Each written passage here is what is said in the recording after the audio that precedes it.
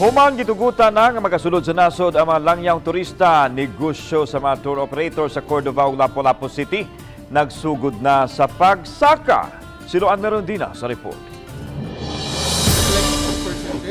Nagkapuliki karon kini mga tour operator sa Cordova sa pagpaayom-ayom sa ilang mga motorbangka nga nangagusbat sa bagyong Odette. Sukad gitugutan na ang mga fully vaccinated foreign tourists nga makasulod sa nasod, inanay na usab nga bilagsik pagbalik ang patigayon sama sa island hopping. Gahapon lang, may unom ka mga Dutch nationals uban ang ilang mga partners ang guest sa tour operator nga si Mark Ramirez. Kasagaran gud sa amo ang weekends, fully booked me.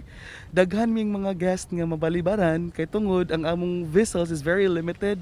Kaniadto, moabot sa 70 ka mga motorbangka ang nag-operate sa Cordova, apan karon 7 na lang.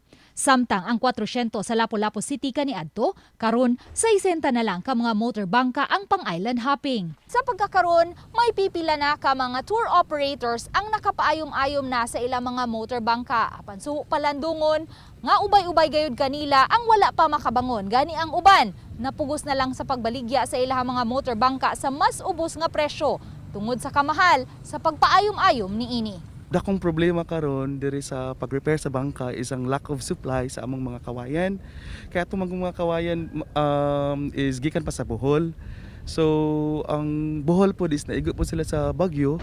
So wala pa gid mi kaayo ka kuha og mga tarong nga kawayan. Matod ni Mark, 100% ngadto sa 200% ang pag-aumento sa mga materyales. Ang tarik kaniadto nga tag 400 pesos lang, karon tag 850 na. Samtang ang katig nga tag 800 kaniadto, karon tag 2,000 na. Gawas sa island hopping, milagsik usab pagbalik ang mga floating cottages nga maoy paborito sa mga local tourists.